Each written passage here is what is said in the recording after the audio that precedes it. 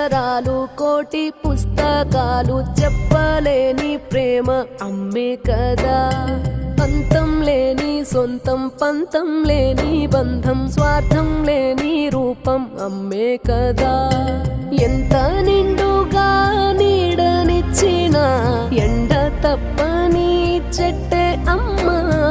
కంటి నిండుగా నీరే పొంగిన రెప్పముయని చూపే అమ్మ.